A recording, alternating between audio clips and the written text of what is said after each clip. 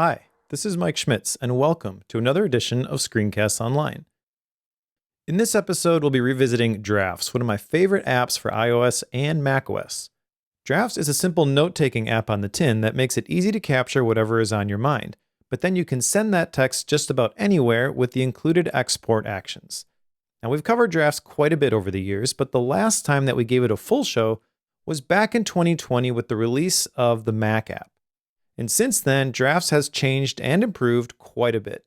So today we're going to be covering several of the most significant changes and show you a bunch of new features that have been added since the last time we did an in-depth look at this phenomenal note-taking app.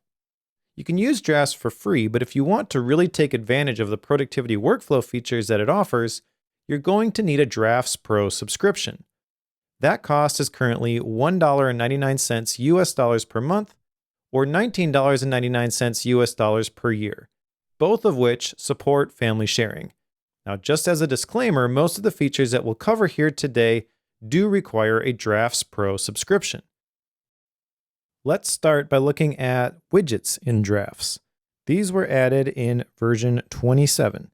So to add a widget, just tap and hold on the screen, then tap the plus button to add a new widget, and search for Drafts to see the available widget options. And here we can see all of the different types of widgets that we can add to our iOS home screen. The first type here is a grid, which offers configurable access to commands, workspaces, and actions, and it's available in a couple different sizes. Here's the small grid, here's the medium grid, and here's the large grid. We can also add lists, which will show a list of the drafts from the configured workspace in the small view, the medium view, and the large view. We can also show the contents from a specific draft in either small, medium, or large size. And we can choose to display incomplete tasks from a specific draft in small, medium, or large size. I'm going to go back to the grid view. All right, let's add the medium size grid. Tap Add Widget. There's our widget. Now let's tap Done to place it. We can configure the widget by tapping and holding on the widget itself. Then tap Edit Widget, and we can choose the items that we want to add here. Now there's a couple of them that are empty.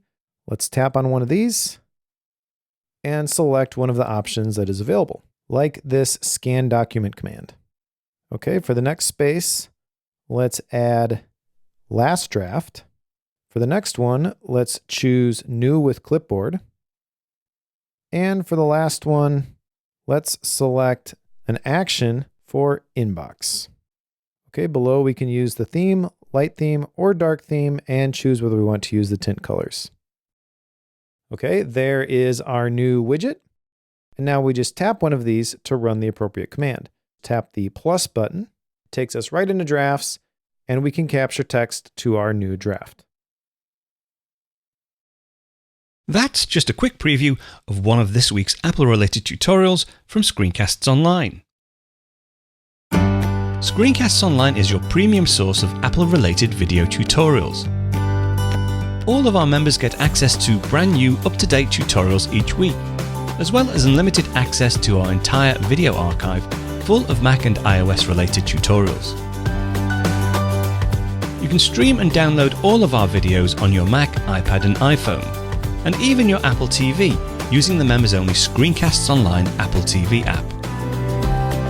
Membership also includes a complimentary subscription to the digital Screencasts Online monthly magazine, published each month and packed with videos, articles, reviews, as well as hints and tips covering all aspects of the Mac, iPad, iPhone, and all of the other fantastic Apple products. So, if you're ready to start getting the most out of your Apple devices, visit screencastsonline.com today and become a Screencasts Online member.